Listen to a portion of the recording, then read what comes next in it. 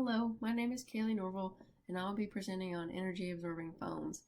These are used mostly for helmets, packaging, and other athletic and safety equipment.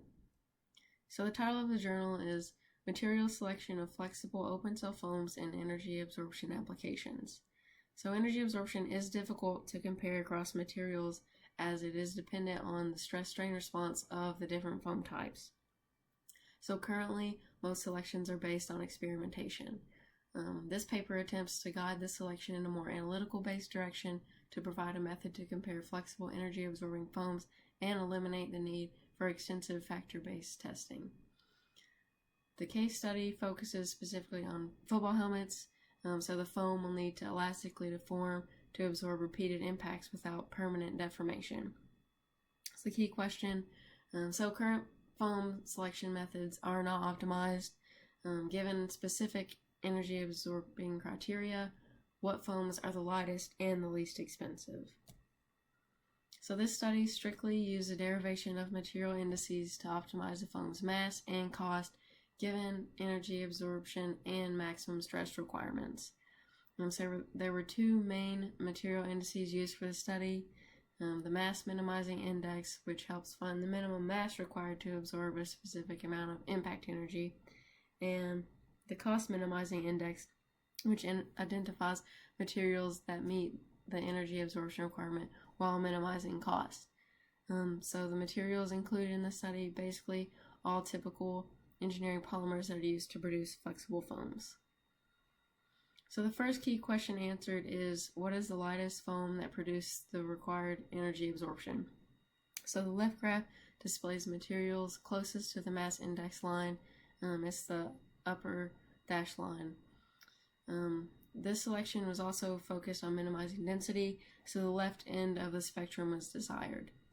The right graph shows a range of dominance of the best performing materials to minimize the mass of foam as a function of the maximum allowable stress on the head of a football player.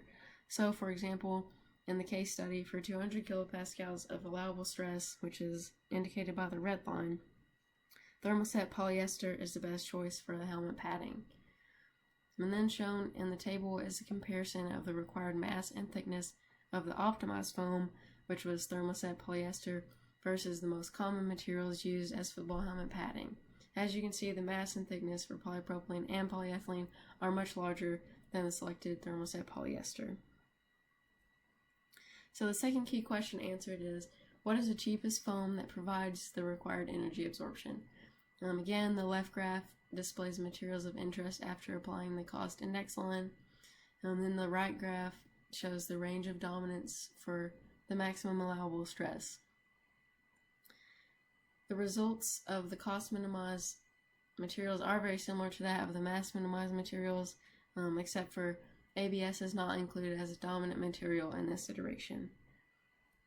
So overall conclusions, current foam selection methods are inefficient, but by incorporating indices for reducing mass and cost, engineers can numerically select the best materials for a given energy absorption. So depending on the maximum allowable stress for an application, the best performing polymers for minimizing mass are thermoset polyester, phenolic, polyoxylmethylene, polystyrene, acrylonitrile butadiene styrene, polypropylene, and polyethylene. Additionally, the best performing polymers for minimizing cost are the same as above, excluding the ABS. So for the football helmet case study, thermoset polyester was chosen based on the stress limit. Then personal critiques, as seen in the table, with the large discrepancy of current foams used for helmets versus the thermoset polyester, this is a very valuable study. And secondly, obviously it is important to focus on studies that will increase the safety of players in contact sports.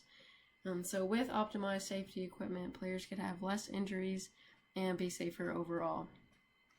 And then finally, some questions from me do arise about the comfort of the thermoset polyester at such a thin thickness. So questions like, will it be moldable to the head? And when compressed, will the thin foam be too close to the plastic cover and cause discomfort? These would be a few more things to consider when completely designing the foam for a helmet.